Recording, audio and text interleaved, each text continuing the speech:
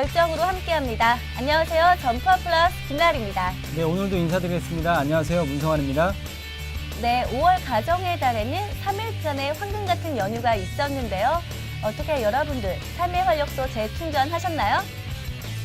저는 이번 연휴에 친한 친구들과 내셔널리그 10라운드 경기를 아주 재밌게 봤습니다. 더욱이 이번 경기에는 정말 박진감 넘치고 볼거리가 많았던 것 같습니다. 어떻게 위원님, 이번 내셔널리그 10라운드 보셨나요? 네, 저도 경기장에서 직접 경기를 관전했는데요. 내셔널리그 수준이 이렇게 높은지 새삼 느끼게 하는 경기들이 참 많았던 것 같아요. 네, 그렇습니다. 이번 10라운드에는 강릉시청의 독주체제가 계속해서 이어졌을지, 또 창원시청과 천안시청의 대결에서 꼴찌 탈출의 승리는 어느 팀이 했을지 여러분들 지금 확인하실 수 있을 겁니다. 놓치지 말아야 할 경기, 놓쳐선 안 될 순간, 지금 바로 확인하시죠.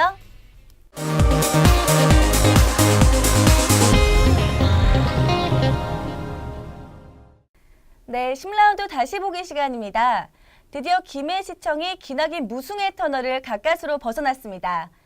상대는 개막전 첫 승리의 제물이었던 목포시청이었는데요. 반면 목포시청은 또다시 홈에서의 승리를 하지 못한 채 팬들에게 실망을 안겨주었죠. 네, 그렇습니다. 17일 날 목포국제축구센터에서 2014 내셔널리그 10라운드 경기가 펼쳐졌는데요. 목포시청과 김해시청 경기였는데 김해시청이 9연승의 결승골을 지켜내며 1대0 짜릿한 원정승을 거두었습니다. 이날 경기는 목포시청이 중원을 장악을 하면서 패싱게임으로 좋은 경기력을 보여줬었는데 아쉽게도 상대 진영에서의 집중력 높은 한 방이 부족한 경기였습니다. 결국 목포시청의 문전처리 미숙이 목포의 발목을 잡았네요. 다음 라운드 목포시청의 더 좋은 모습을 기대해보겠습니다. 네, 두 번째 경기였죠. 울산현대 미포조선과 용인시청 간의 경기입니다. 양팀 중위권 싸움이 정말로 치열한데요.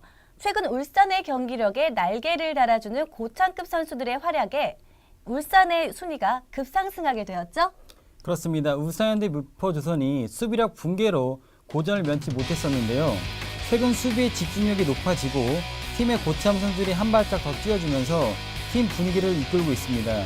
이날 후반 김용희 선수의 페널티킥 골로 용인시청을 상대로 1대0 승리를 하면서 리그 순위를 4위까지 끌어올렸습니다. 서로의 발목을 잡아야만 하는 양 팀이 만났습니다. 일명 꼴찌 더비인 창원과 천안의 경기였는데요. 전반전에는 창원이 경기를 주도하였으나 결국 선제골을 지키지 못하며 홈에서 천안에게 2대1로 패하며 팬들에게 실망을 안겨줬죠? 그렇습니다. 창원시청의 홈 승리가 이렇게 어려운 것일까요? 이날 경기에서도 전반 창원의 곽철호 선수가 포문을 열었는데 수비 조직력이 붕괴가 되면서 후반 내리 두 골을 허용해 천안에서 홈에서 승점 3점을 헌납하는 경기였습니다. 하루빨리 안방 울렁증에서 벗어나야 할 창원시청인데 홈 팬들도 언제까지 기다리지 않을 텐데 아쉽네요. 네, 창원의 첫 승이 너무나 어려운 것 같습니다. 하루빨리 팬들에게 승리의 기쁨을 안겨주었으면 합니다. 리그 3연승 행진을 하고 있는 상승 기류의 부산교통공사와 올 시즌 해피바이러스를 가진 경주 한수원의 경기가 있었습니다. 양 팀은 지난 첫 번째 맞대결에서는 승부를 내지 못했는데요. 이번 라운드 승리의 여신은 누구의 손을 들어줬을까요?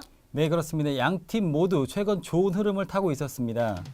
이날 경기에서 승리의 여신은 공평하게 승점 1점씩을 나눠주었는데요. 이날 경기 중원 싸움이 상당히 치열했으나 양팀 상대 진영에서의 집중력이 다소 떨어지는 모습을 보여줬고 패스의 연결이 매끄럽지 못했던 게 아쉬웠다고 할 수 있습니다.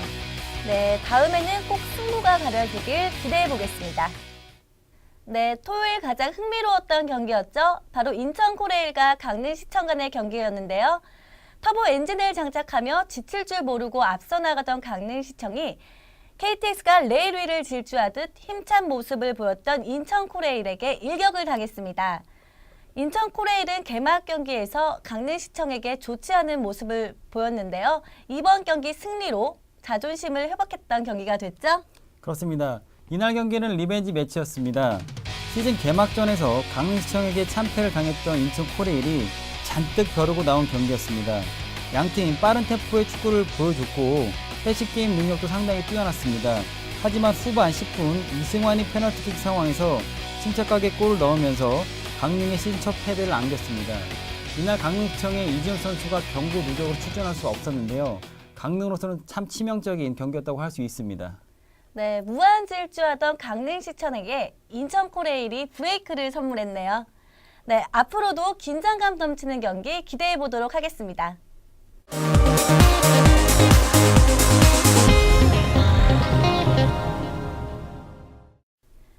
10라운드까지의 팀 간 순위 알아보도록 하겠습니다. 인천 코레일에게 일격을 당했지만 여전히 강릉시청이 1위를 달리고 있고요. 그 뒤로 이어서 지난 시즌 챔피언인 인천 코레일이 바싹 추격하고 있습니다.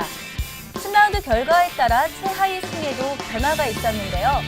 천안이 창원에게 승리하며 꼴찌 자리를 창원에게 넘겨주며 10라운드를 마쳤습니다. 한 치 앞을 알 수 없는 내셔널리그. 여러분 11라운드 경기도 정말 궁금하시죠?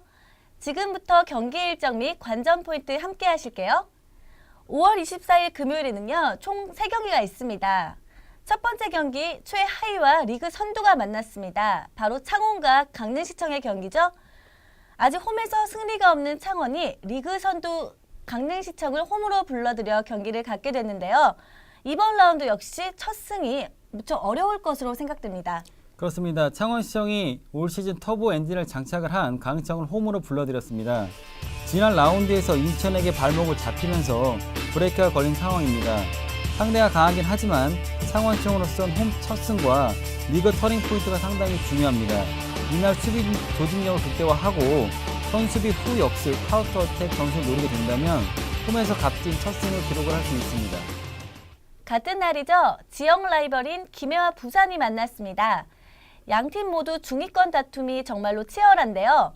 이번 라운드로 양팀 순위가 바뀔 수 있는 물러설 수 없는 경기가 되겠죠? 그렇습니다. 피 튀기는 경남 더비입니다. 양팀 항상 만나면 손에 땀을 쥐게 하는 명승부를 보여줬었는데요. 두 팀 모두 최근 좋은 흐름을 유지하고 있기 때문에 이날 또한 상당히 예측하기가 힘든 상황인데요.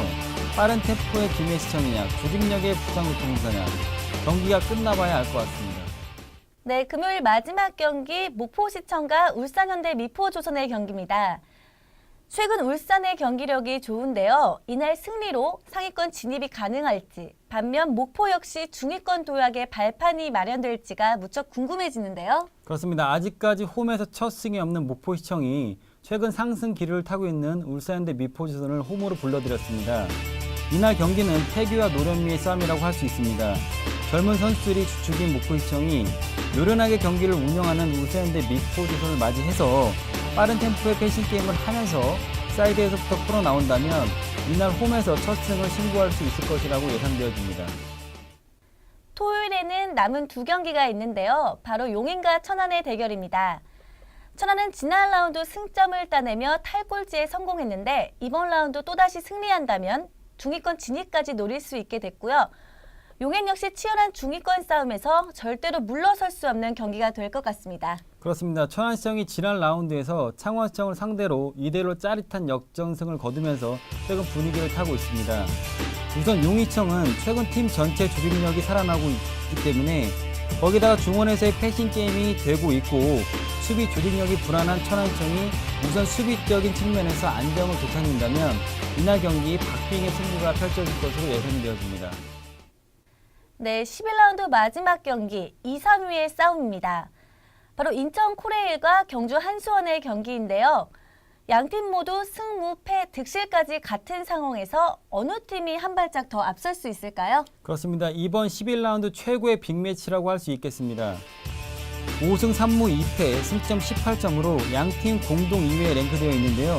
참 재미있는 것은 작년 디펜딩 챔피언 인천 코레일과 작년 꼴찌팀 경주 한수원의 경기입니다. 두 팀 모두 팀 조직력이 상당히 안정되어 있으면서 중원에서부터의 패싱 게임을 하면서 상당히 수준 높은 경기력을 보여주고 있습니다. 그렇기 때문에 이날 경기 역시 경기가 끝나봐야 알 것으로 예상되어지네요. 네, 라운드가 거듭될수록 놓쳐선 안 될 경기죠? 11라운드 경기도 여러분의 많은 관심 부탁드리겠습니다.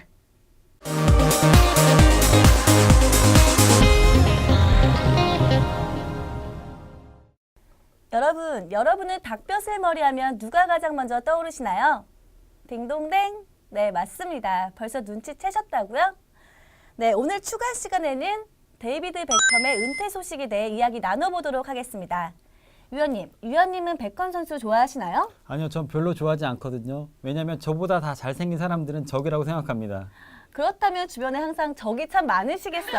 아니요, 농담이고요. 베컴은 우선 외모적으로 상당히 출중하지만 실력적으로도 상당히 높은 수준의 경기력을 보여줬던 선수이기도 합니다. 네, 저도 베컴 선수 참 좋아하는데요. 정말 잘생겼잖아요. 하지만 이 선수 외모뿐만 아니라 실력 또한 정말 대단하죠? 그렇습니다. 우선 베컴을 떠올리게 되면 오른발 프리킥이 일품이라고 할 수 있겠습니다. 저도 선수 시절에 상당히 부러웠던 오른발의 프리킥이었습니다.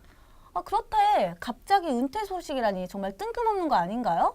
네, 데이비드 베컴이 평소 가정에 상당히 소홀히 했다고 합니다. 그 이유는 축구선수 생활하면서 떨어져 살았는데요. 그럼에도 불구하고 아이들과 와이프에 대한 사랑이 지극했다고 합니다. 그래서 은퇴를 결심을 하고 가정에 충실하겠다고 하는 데이비드 베컴의 그런 의지인 것 같습니다. 네, 참 멋진 아빠네요. 참 부럽습니다. 네, 축구 팬이라면 아쉬워할 만한 소식을 지난주에 이어 이번 주에 해서 정말로 유감스러운데요. 위원님, 근데요, 제가 얼마 전에 퍼기의 아이들이라는 말을 얼핏 들은 적이 있어요. 퍼기의 아이들? 그게 도대체 뭔가요? 네, 그것은 맨체스터 유나이티드의 전 감독이었죠. 알렉슨 퍼거슨 감독의 제자였기 때문에 퍼기의 아이디란 별명이 붙은 것 같습니다. 그게 그 뜻이구나. 네, 한 시대를 주름잡던 퍼거슨 감독과 그의 제자 데이비드 베컴의 아쉬운 은퇴 소식이지만 그동안 멋진 모습 정말로 감사드리고요. 그라운드가 아닌 다른 무대에서도 더 좋은 모습 부탁드릴게요. 제가 항상 응원하겠습니다. 네, 여러분 벌써 헤어져야 할 시간입니다. 아쉽다고요? 저도 참 많이 아쉬운데요. 하지만 다음 경기에는 더 좋은 모습으로 여러분들 찾아뵐게요. 네, 아직까지 경기장에 찾아온 분들이 없다면 입장료가 무료입니다. 그렇기 때문에 경기장에 찾아오셔서 경기를 관람해 주시기 바랍니다. 네, 다음 주 이 시간에 여러분들 즐거운 마음으로 다시 찾아뵙겠습니다. 지금까지 해설의 문성환 위원, 저는 김나리였습니다. 내셔널리그의 중심 점퍼 플러스!